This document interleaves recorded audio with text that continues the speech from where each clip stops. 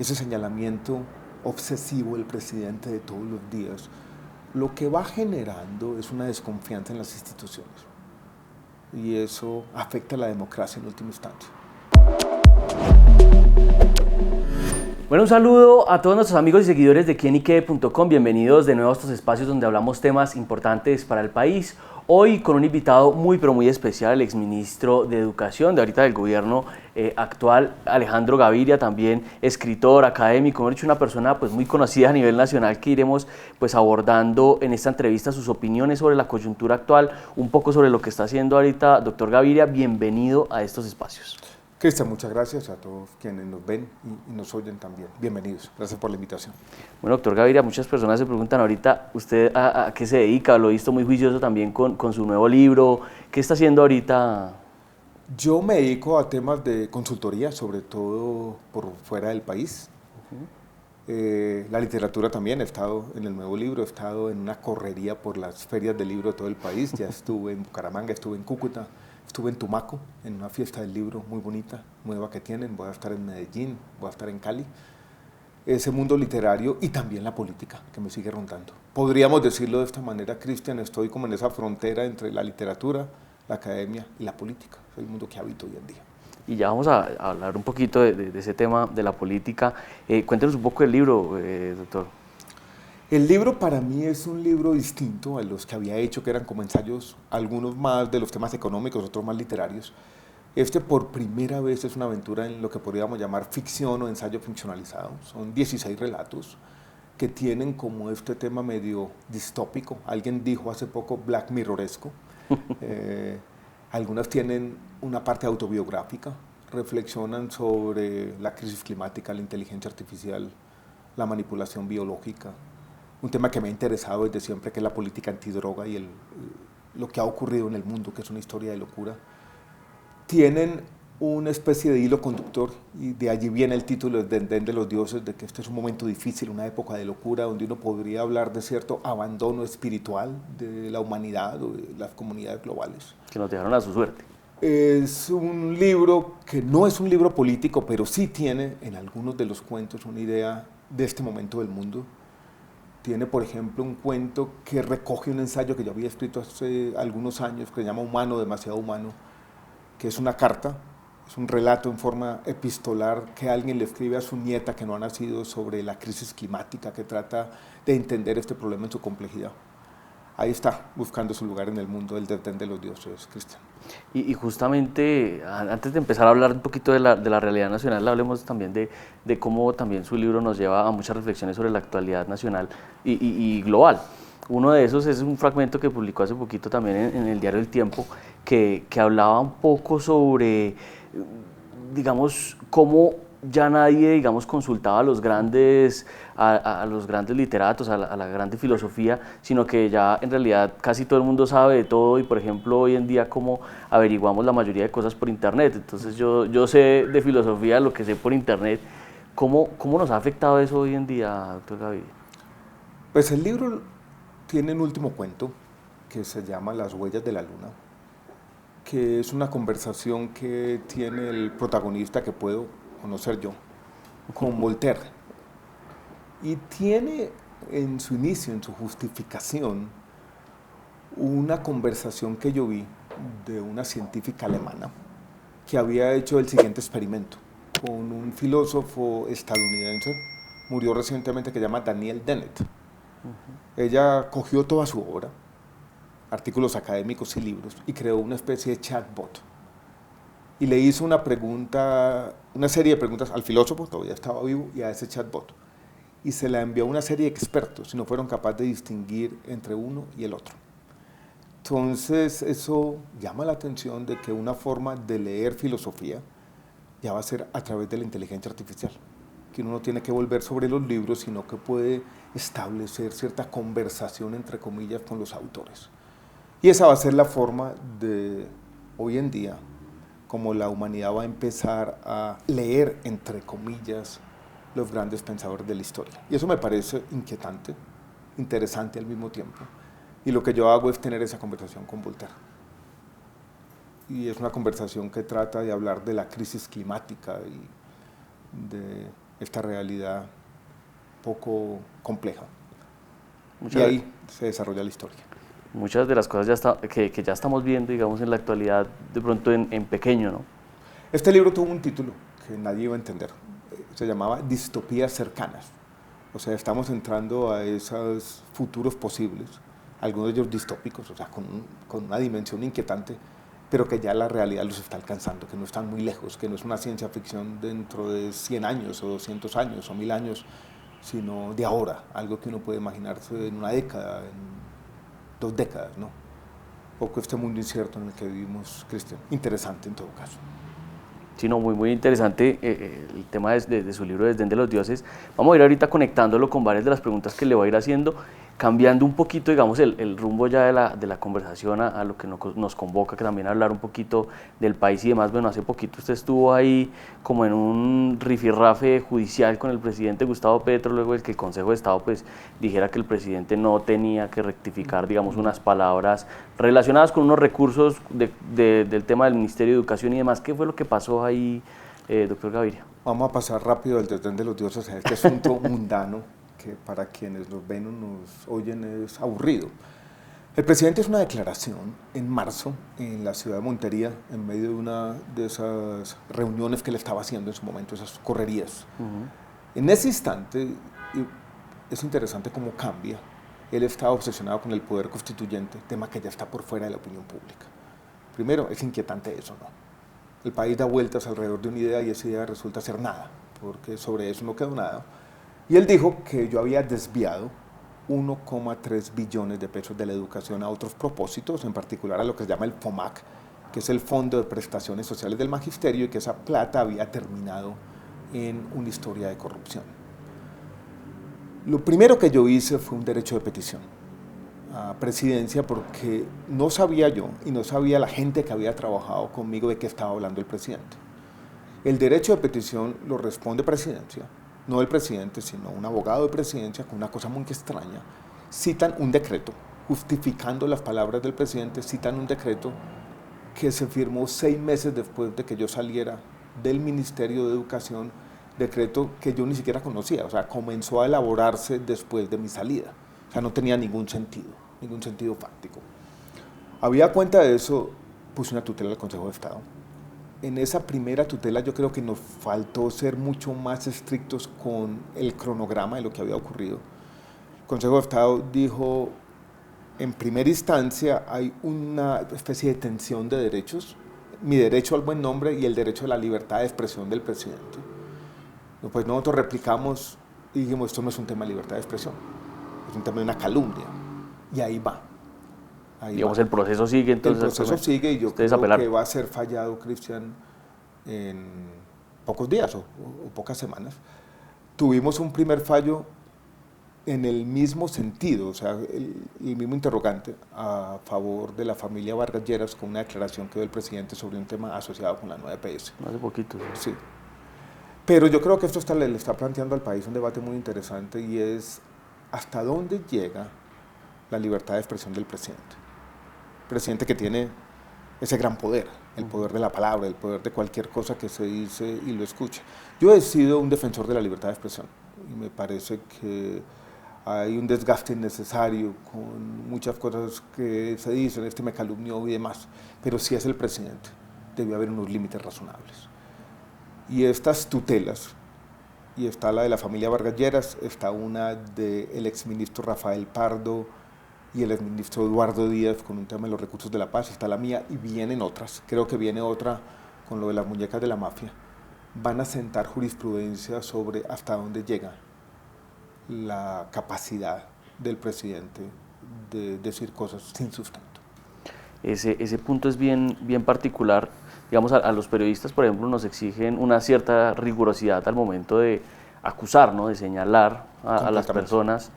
Y de hecho hay muchos periodistas metidos todo el tiempo en procesos judiciales por injuria y calumnia. ¿Usted cree que al presidente Gustavo Petro se le ha vuelto paisaje señalar y acusar? Yo creo que sí, él tiene sentido que se defienda, uno entiende que es un político combativo, pero estar calumniando todos los días.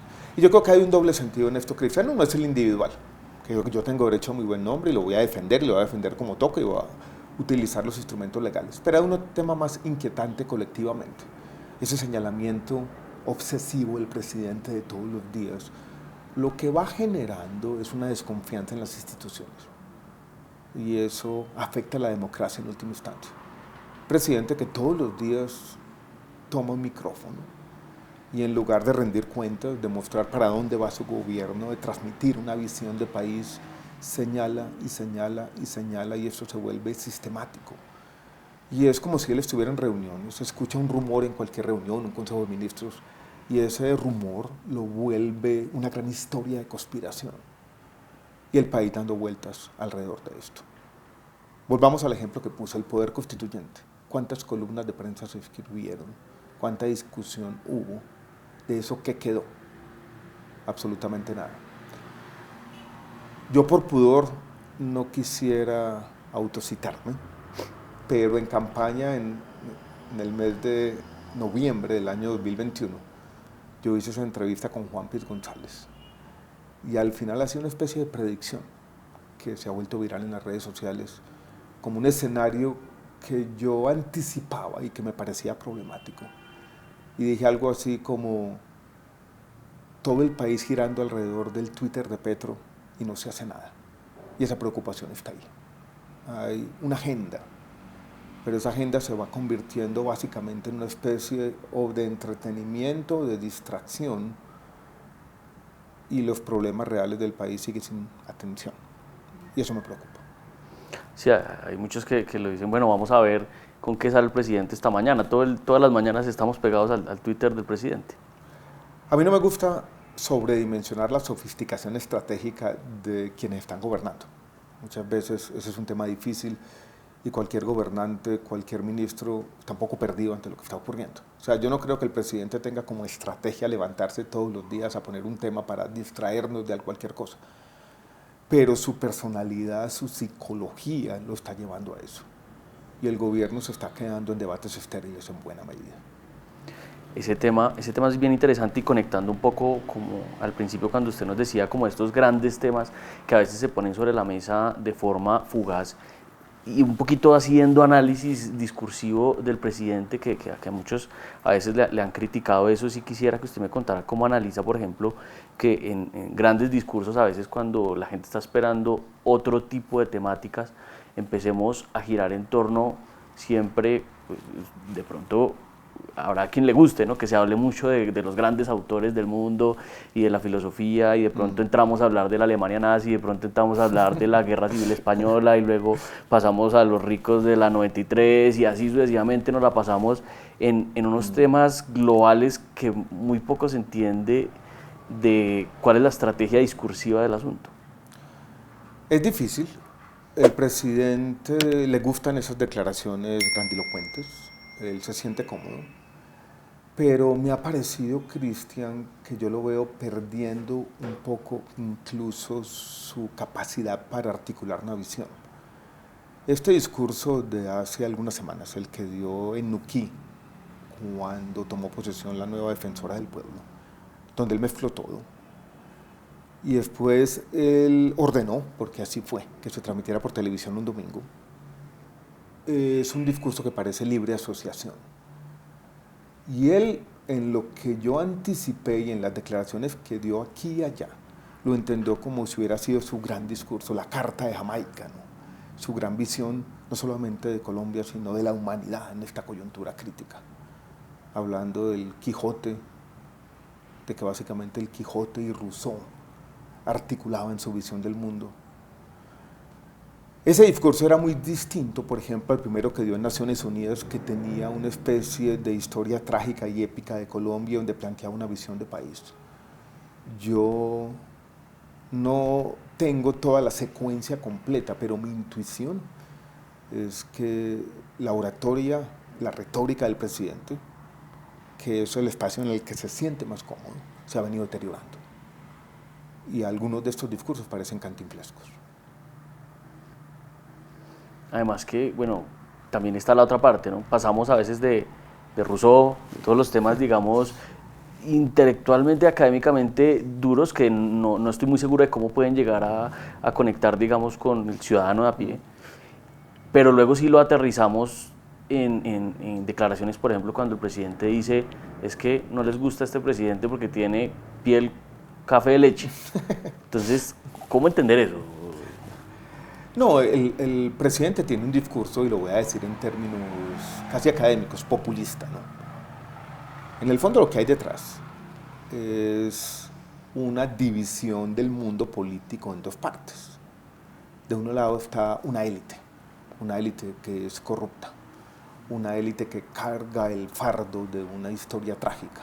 Y en esa élite está no solamente el sector privado, sino están los medios de comunicación, y le va metiendo gente a esa élite, ¿no? En algún momento, hace 3 meses, casi que estaban los médicos ahí, y aparecen cada vez nuevas personas que él va sumando a ese otro mundo. Y del otro lado está el pueblo, y él se erige como el único representante de ese pueblo virtuoso, y ahí es donde vienen ese tipo de discursos. Esa es una parte de su visión del mundo. La otra parte es esta visión que él tiene, que es interesante, que estamos en una época crítica, que tiene que ver con este desdén de los dioses quizás, pero donde él funge casi de profeta, ¿no? Que anuncia el fin de una era, y ese profeta casi que propone un nuevo Mesías, que es el mismo, ¿no? Hay un discurso muy exaltado, interesante, y entre uno y el otro va construyendo su oratoria. Total. Terminamos haciendo un análisis de los discursos del presidente un análisis Petro, discursivo. que me parece, Cristian, interesante porque nadie lo ha hecho. Y yo creo que va a ser materia de estudio en los próximos años. Totalmente, yo me acuerdo de la universidad de una materia que yo veía de análisis del discurso, mi profesora sería feliz con eso, caritas de cana allá en el externado. Y hay discursos que son más importantes que los hechos de gobierno. O sea, uno puede tener una ley, hacer un decreto, un acto administrativo, pero un discurso bien dado transforma la realidad. El discurso de posesión del presidente Kennedy, que unió los Estados Unidos alrededor de una visión, fue fundamental. Tuvo más impacto que cualquier acto administrativo, que cualquier ley, que cualquier acto de gobierno. Yo cuando fui ministro de Salud y Protección Social, con el tiempo, me fui dando cuenta de eso. Yo lo llamaba como el poder del podio, de hablar, de poner la agenda, en este caso era una agenda sectorial, no era una agenda de país, de articular una visión, de estar, por ejemplo, en una reunión con médicos y llamarles la atención sobre un hecho particular de lo que estaba ocurriendo. Y si uno es disciplinado y mantiene esa visión y la articula aquí y allá, eso puede ser más importante que la otra parte que uno asocia con el gobierno, y es el decreto, la resolución, la ley, las decisiones particulares. Parte de la función de un gobernante es eso, por eso yo creo que esta conversación es interesante, que esto me parece.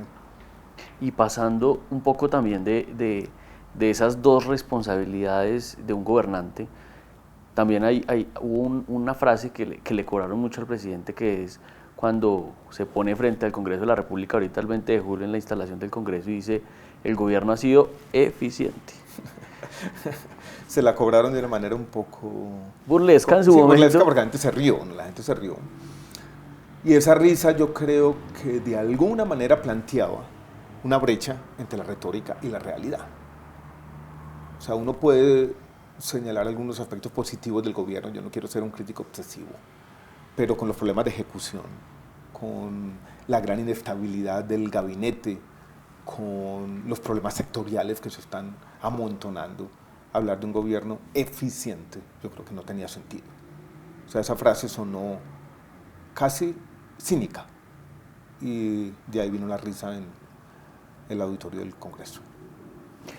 Y bueno, usted, digamos, puntualmente en la cartera de la educación, doctor Gaviria, ¿usted cómo analiza a sus predecesores, a Aurora Vergara y ahorita a Daniel Rojas? Yo creo que Aurora trató de poner toda su energía y su esfuerzo en la ley estatutaria de educación, y eso no le salió bien. Y eso de alguna manera empañó su gestión. Sobre Daniel Rojas no sabemos muy bien qué va a pasar. Lo que me parece interesante es que algunos de los temas que yo había dejado allá, por ejemplo, decir no vamos a hacer una reforma radical a la ley 30, sino vamos a enfocarnos en los artículos 86 y 87 que tienen que ver con el déficit estructural de las universidades públicas, de la universidad pública, eso lo retomaron. El sistema educativo propio para las comunidades indígenas, Eso que habíamos empezado en su momento lo retomaron. Vamos a ver hacia dónde va el tema. Yo lo único que quisiera es que la política educativa, sobre todo lo que tiene que ver con la educación superior, no se convirtiera en un instrumento de la campaña política para el año 2026. Creo que la educación es muy importante para volverla simplemente en un instrumento político, movilizar las universidades alrededor de unidad política, un partido. Eso no lleva a nada positivo. Que además de ese gabinete que usted conformó inicialmente, que era un gabinete en el que se incluían, digamos, marcó en su momento un punto, y era que estaban dispuestos a tener personas que opinaran diferente dentro del mismo gobierno. De ese gabinete ya no queda nada. ¿Usted cómo analiza el gabinete queda actual? Cristo, quizás, queda Cristo, que es como reciente, ¿no? un segundo tiempo de esa parte. Yo lo analizo como una idea que no funcionó, y es como que el presidente estuviera peleando con su personalidad, y en algún momento su partecita más racional hubiera decidido tener un gabinete plural, donde había no solamente lo que él llamaba o llama las ideas progresistas, sino unas más liberales, y eso duró 8 o 9 meses. Y la psicología o la personalidad del presidente ahora se tomó el gobierno, y ahí no parece haber mucha cabida para el desacuerdo, la disidencia, la discusión. Desde ese momento me parecía que había como esa brecha en el gabinete. Yo en el libro que escribí, el anterior a este, La explosión controlada, lo describí como una tensión. De un lado estaba el agitador, el que hablaba con sus bases, y del otro lado había una especie de negociador que quería llegar a compromisos, acuerdos, que se daba cuenta que parte de la política es llegar a acuerdos parciales entre diferentes, que esa negociación es parte inherente de ser un buen gobernante. Pero esa figura del agitador estaba tomándose la otra, estaba desplazando. Y yo creo que esa sigue siendo la realidad del gobierno, Cristian. Y casi que la llamada de Cristo, ya que lo mencionamos aquí, para el Ministerio del Interior es como, yo lo veo como un llamado de auxilio, como porque podría ser una figura que pueda generar algún movimiento, digamos, en el Congreso de la República de cara a las reformas, ¿no? Yo lo veo de la misma manera. Yo creo que claramente el gobierno había tenido problemas con su agenda legislativa. Yo recuerdo el primer Consejo de Ministros año 2023. Estaba todavía yo en el gobierno. Alfonso Prada era el ministro del Interior y se presentó en enero del 2023 la agenda legislativa, muy alrededor de la seguridad social, estaba pensional, laboral y salud. La idea de ese entonces era que esas 3 reformas se aprobaran en el primer semestre de 2023. De ellas solo se aprobó la pensional, y hay dudas sobre ese procedimiento, y hay una especie de riesgo en la Corte Constitucional. Después el presidente comienza a hablar de poder constituyente, como para decir vamos por este lado, por esta otra vía, así sea como mecanismo de presión al Congreso a tratar de aprobar las reformas. Se sale de esa idea del poder constituyente, y yo creo que él llega a un acuerdo político con el ministro Cristo, es decir, no hablemos de poder constituyente y tratemos de aprobar las reformas reconstruyendo algunos de esos acuerdos políticos. ¿Funcionará esa estrategia? No sabemos, Cristian, no sabemos. Y es que están lejos de un acuerdo político todavía. Que sin duda el ministro Cristo es una persona muy diferente al anterior ministro, es más de pronto estratégico y tiene más cabida dentro de ciertas bancadas. Yo creo que tiene más experiencia, más avesado en el manejo político. Yo creo que tiene un poco más de confianza. Y en el lenguaje, ¿no? También cuando comunica ese tipo de cosas. Está tratando de utilizar un lenguaje distinto. Pero, Cristian, para mí es paradójico y no sé cómo interpretarlo. Muchas veces cuando por la mañana el ministro Cristo habla de acuerdo nacional y se reúne con las bancadas y habla de respeto a la diferencia, y por la tarde el presidente da un discurso que parece contradecir completamente ese mensaje del ministro Cristo. Entonces vuelve esa tensión y vuelve esa especie de bipolaridad en el gobierno que uno no entiende bien. O sea, ¿qué es el gobierno? ¿Es el lenguaje de Cristo? ¿Es el lenguaje del Petro? ¿Es esto una estrategia? Probablemente sí, probablemente no. A mí me contaron que con la alocución del presidente en medio del paro camionero, con este tema de Pegasus y todo, y esta confusión que hay en el país, que el ministro Cristo no sabía de esa alocución y de ese mensaje. Entonces, no hay unidad en el mensaje. Y No sabemos qué quiere el presidente. A veces pareciera querer que el Congreso no apruebe las reformas, que la Corte le tumbe las otras reformas, que el sistema judicial esté en contra para él seguir en su retórica victimizante. Hay un artículo de las ciencias sociales muy famoso que se escribió por allá en los Estados Unidos en la década del 60 como una reflexión a lo que había ocurrido, que fue una época de locura en los años 50 con el macartismo, y se llama El estilo paranoide en la política. Yo lo volví a leer hace poco, hice un breve video de TikTok, parece describir a Petro. La forma como los paranoides o ese estilo paranoide sobredimensiona las capacidades del enemigo, la victimización permanente, la idea de la conspiración. Los observadores de la política colombiana ahora están tratando de decir todos los días hay una historia diferente sobre un golpe de Estado. Cualquier acto de oposición, cualquier fallo judicial, cualquier rumor se interpreta como un golpe de Estado. El llamado golpe blando que está hablando. Sí, hay un estilo paranoide, hay una obsesión con esa idea, que es la obsesión de hoy. Hace unos meses, ya lo dijimos al comienzo, era el poder constituyente, ahora no, ahora es el golpe de Estado. De acuerdo. Y hablando un poco del tema de la reforma de la salud que usted, digamos, ahorita estaba mencionando, entiendo que usted propone también un tema de como un punto medio entre lo bueno que ha pasado, digamos, puntualmente con el tema de la protección financiera a los usuarios y de pronto las cifras que está sacando mucho el gobierno, que de pronto son los indicadores en salud que pueden estar fallando con el sistema de salud actual. ¿Cuál es el debate que usted pone sobre la mesa? El debate que yo pongo sobre la mesa es que Colombia ha avanzado en una dimensión importante. Y es, Cristian, en Colombia, para poner un solo ejemplo, hay aproximadamente 35.000, 40.000 enfermos renales crónicos. La mitad de ellos, poco menos, están en el régimen subsidiado. Tienen que hacer una diálisis cada semana. Este es un tratamiento de alto costo. Vale entre 2,5 millones y 3 millones de pesos al mes el tratamiento. Colombia tiene protección financiera completa para estos pacientes. Durante la pandemia, si usted mira los periódicos de Perú, de Argentina, de México, muchas familias tuvieron que vender su casa, tuvieron que endeudarse para pagar una unidad de cuidados intensivos. Esa historia ni siquiera estaba en nuestra mente. Nosotros dábamos por hecho de que teníamos protección financiera. Eso es lo que se llama o lo que se conoce protección financiera, que se mide con un indicador y es qué tanto del gasto en salud total sale directamente del bolsillo de la gente, de los hogares, para pagar un médico, para ir a la farmacia y comprar un medicamento. Es apenas el 15%. Ese es un nivel similar al que tienen muchos países europeos de la OCDE. Y ese es un logro social importante. Y no lo podemos dejar en riesgo. Al mismo tiempo tenemos inequidades en los temas de salud. Si usted mira mortalidad infantil y mortalidad materna en el centro de Colombia y en la periferia hay una gran brecha, un abismo, y eso tiene que remediarse. Pero no tenemos que renunciar a la protección financiera para mejorar la salud en buena parte de Colombia, los indicadores de salud. Y yo creo que eso está en riesgo. Vemos al ministro de Salud dando vueltas por el país, ofreciendo equipos territoriales y ofreciendo que van a mejorar el hospital público.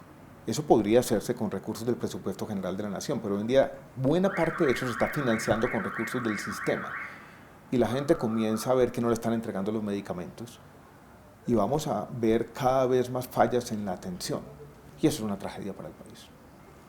Para ir cerrando este tema, también está la posición, digamos, del otro lado, ¿no? Vemos cómo no solamente este ministro, la anterior ministra de Salud también, Carolina Corcho, incluso la posición del mismo gobierno siempre ha sido muy, no digamos anti-EPS, pero sí, digamos, una muy crítica hacia las EPS, sobre todo porque ellos consideran que la intermediación financiera ha sido en deterioro, por ejemplo, de hospitales y clínicas, bueno, clínicas que no son, digamos, de la competencia de las EPS puntualmente, que todo el dinero se estaba yendo generalmente a hospitales y clínicas relacionados con ellos y hay otros que estaban quedando en la quiebra. ¿Qué hacer? ¿Cómo solucionar ese meollo? Primero, yo creo que hay una visión a veces que no es del todo cierta. El sistema permite integración vertical del 30%. Uno podría en la ley decir no hay integración vertical y yo estaría de acuerdo con eso. no hay ningún problema, y es separar esas dos funciones, la función de aseguramiento y la función de prestación. Eso podría ser una reforma razonable. Pero decir que toda la plata se va para las mismas clínicas, eso no es verdad. Y yo voy a poner un ejemplo más de estos días, y es, hubo un piloto de la reforma a la salud, cuando de manera improvisada, sin tener ningún tipo de planificación, el gobierno trató de convertir a la FIDU previsora en una gran EPS para el sistema de salud del magisterio, y eso fracasó y ha resultado en sufrimiento humano. En la reforma de la salud estaban tratando de hacer lo mismo, no con la FIDU previsora, sino con la ADRES. Entonces está bien, construyamos una alternativa, pero no la tienen en este momento. Y ahí está mi crítica, es no negarme a una reforma, yo creo que hay cosas que hay que reformar, pero la alternativa que ha planteado el gobierno no es buena para los colombianos, desafortunadamente, de nuestro país. Entonces, Gaviria, ya para ir cerrando, que yo sé que se tendrá también su agenda apretada y demás,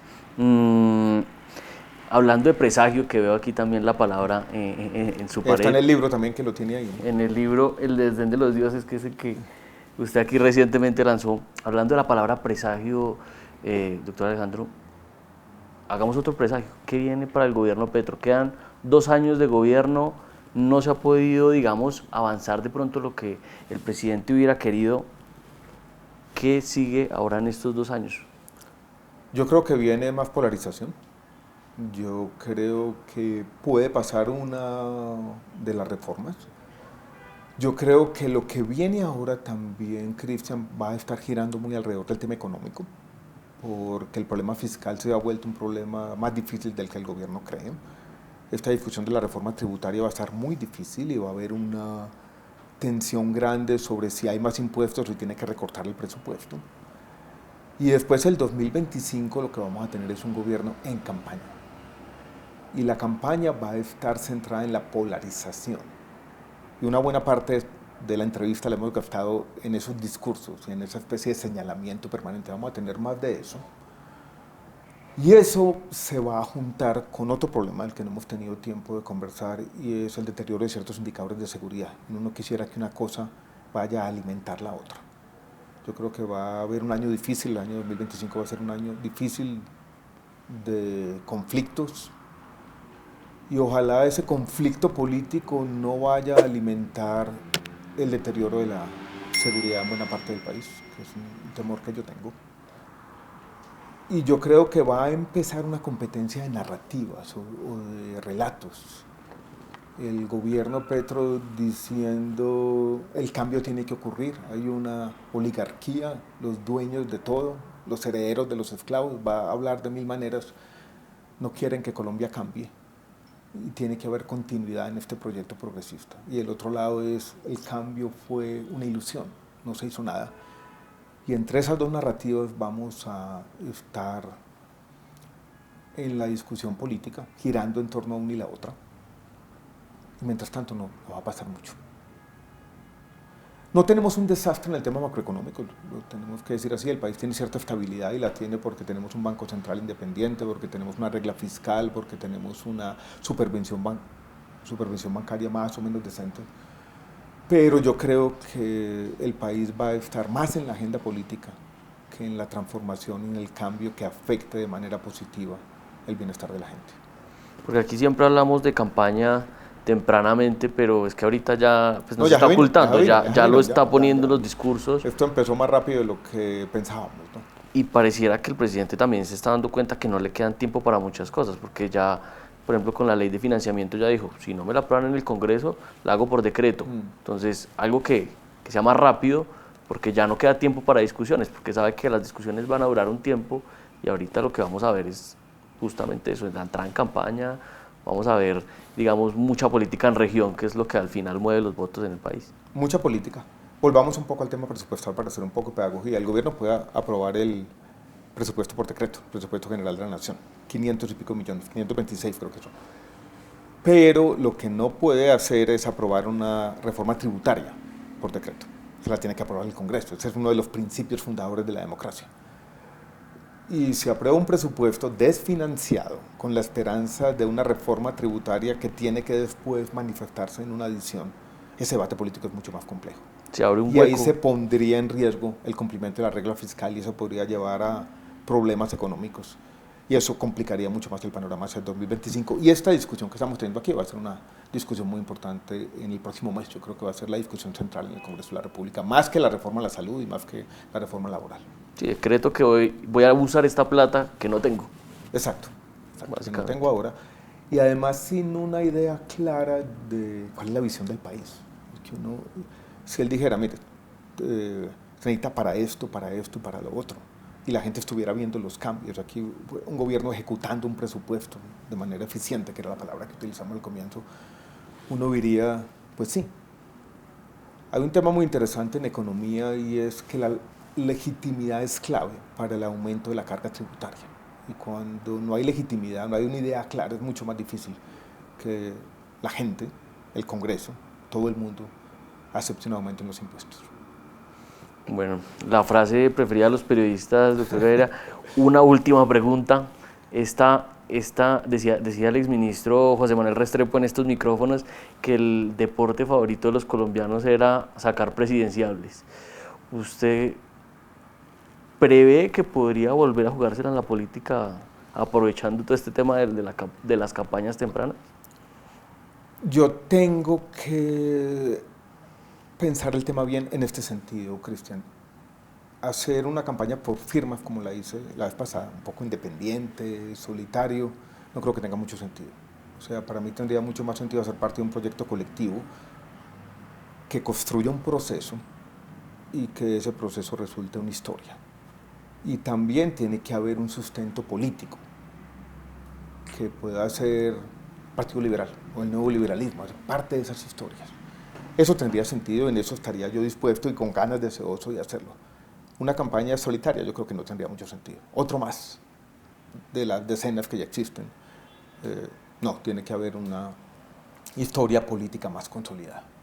Bueno, nos vamos entonces con esa noticia a ver qué va a suceder en todo este proceso de consolidación de fuerzas de cara al 2026. Ya veremos, Cristian, yo creo que estos meses de aquí a noviembre o a diciembre son para eso, ¿no? Y ya el año entrante vamos con todo. Sí, no. Ese es el año de la campaña. Sí, Doctor Gaviria, muchas gracias de verdad por el tiempo para esta entrevista, por venir aquí a hablar un poco de todo, porque hablamos de los discursos del presidente, la realidad nacional, de todo un poco. Gracias, Cristian, y gracias a todos quienes nos han seguido. Un abrazo fuerte, ¿no? Bueno, claro que sí, gracias también, por supuesto, a todos los que nos sintonizaron en esta entrevista. No olvide que aquí seguiremos hablando temas importantes para el país y también que quienique.com es el placer de saber, ver y oír más.